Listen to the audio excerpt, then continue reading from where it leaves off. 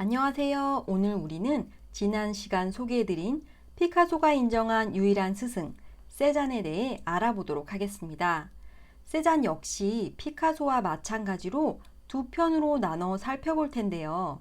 우선 세잔의 전반적인 생애에 대해 살펴본 후 다음 시간에 그의 작품을 좀 더 세세히 감상하고 후대 작가들에게 어떤 영향을 주었는지 알아보도록 하겠습니다. 세잔은 1839년 남부 프랑스에 있는 액상-플로방스에서 3명의 자녀 중 장남으로 태어났습니다. 사진이 점점 뒤로 가면서 안타깝게도 머리가 벗겨지고 있네요. 암튼 13살 때 그는 브루먼 칼리지에 입학하는데요. 이곳에서 세잔은 이후 소설가로 유명하게 될 에밀 졸라를 만나 절친이 되어 어려울 때 서로 돕습니다. 세잔은 완고한 성격으로 유명하지만 사실 그는 권위주의적인 아버지 밑에서 상당히 우유부단하고 자신감이 좀 없어 보였습니다. 근데 뭐 그렇다고 가부장적인 아빠 밑에 억눌린 아들이라고 단순하게 보긴 힘들 것 같아요. 아무튼 은행을 설립해 상당한 부를 축적한 아버지 덕분에 세잔은 평생 돈 걱정 많이 안 하고 살았고 아버지가 돌아가신 후 상당한 유산으로 말년엔 편하게 살았거든요. 다시 세잔의 젊은 시절로 돌아가 아무래도 아버지가 재력이 있고 권위적이면 밑에 있는 대부분의 자식들이 부모님의 말을 잘 따르며 살게 되죠. 20살이 된 세잔은 본인이 원치 않았으나 아버지의 권유로 법대에 들어갑니다. 하지만 그는 법대에 다니는 동시에 몰래 미술학교에서 미술 수업을 듣습니다. 그리고 기특하게도 대회에 나가 2등을 하였습니다.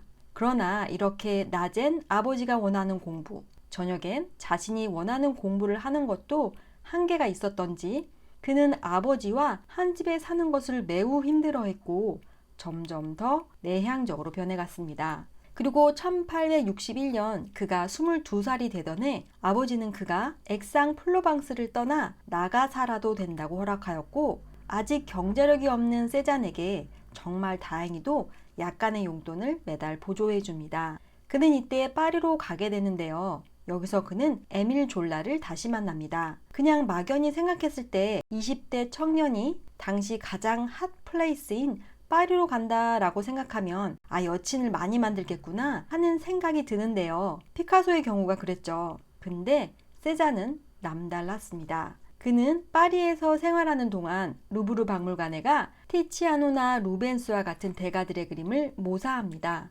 그는 이곳 파리에서도 아카데미 스위스에 등록해 미술 수업을 듣는데요. 이곳에서 앞으로 그의 그림 멘토가 될 까미유 피사로를 만납니다. 세잔은 파리에 있는 동안 뭔가 그럴듯한 성공을 해 보이고 싶었지만 결국 아무것도 이뤄내지 못하고 어쩔 수 없이 다시 고향 액상-플로방스로 돌아가 아버지가 마련해준 은행에서 일하게 됩니다. 어떻게 보면 맨 땅에 헤딩하는 것보다 이렇게 든든한 아버지가 있어 어려울 때마다 도와주니 얼마나 좋아 라고 생각할 수 있지만 제가 읽어본 몇몇의 심리학 책들에 의하면 아무리 남이 보기 살기 편해 보여도 본인이 힘들다고 느낀다면 그 감정이 옳다고 합니다. 그래서 남들 보기 넉넉하고 여유로운 사람들이 오히려 힘들어도 힘들다는 소리를 못한다고 하더라고요. 힘들다고 하면 듣는 사람이 배부른 소리 하네 라고 하니까요. 저는 왠지 힘들다고 말하는 사람도 배부른 소리 한다고 말하는 사람도 조금씩 어느 정도 이해되는 것 같습니다. 아무튼 액상-플로방스에서 아버지 덕에 낙하산으로 은행에 근무하게 된 세잔은 이때도 미술학교에 등록해 그림을 그리고 정말 놀랍게도 그의 아버지를 설득해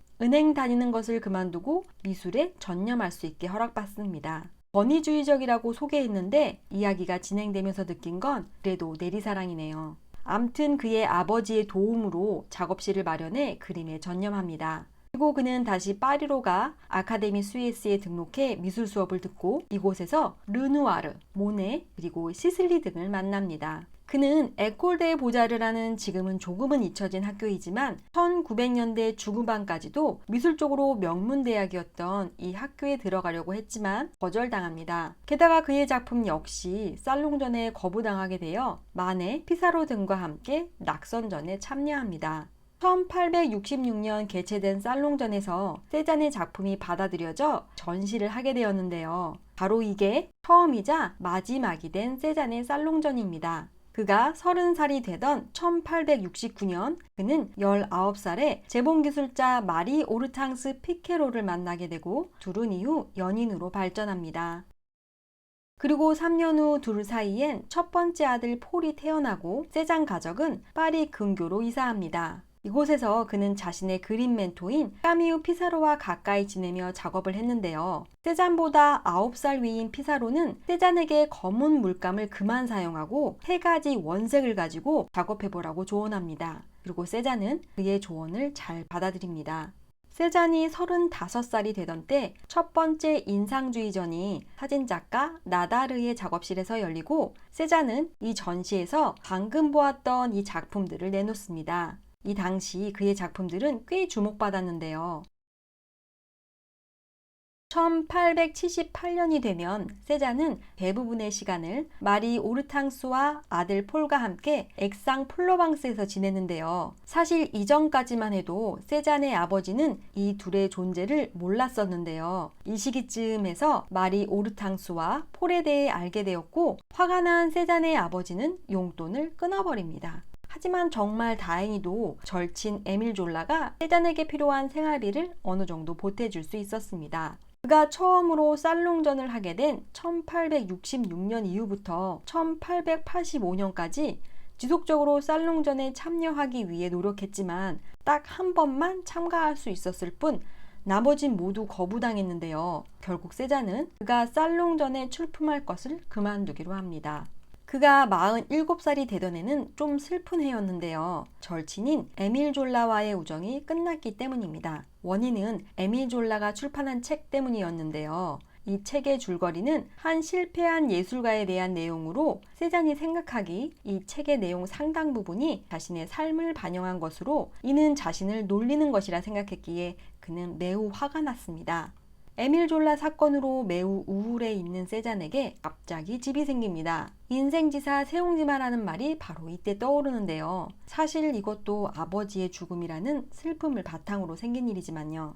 그는 돌아가신 아버지 덕분에 좋은 집을 유산받았고 이후 집 주변 풍경을 그리며 열작을 하게 됩니다. 세잔의 작품이 여타 인상주의 작가나 인상주의 이후 작가들과 달랐던 점은 세잔은 자신의 눈으로 본 것을 그리려고 한 것이 아니라 자신이 본 자연을 좀 더 깊게 연구해 인상주의 작가들이 그리는 그림처럼 시시각각 빛에 의해 변하는 자연의 모습이 아니라 뭔가 변하지 않고 영속적인 자연의 모습을 표현하고자 하였습니다.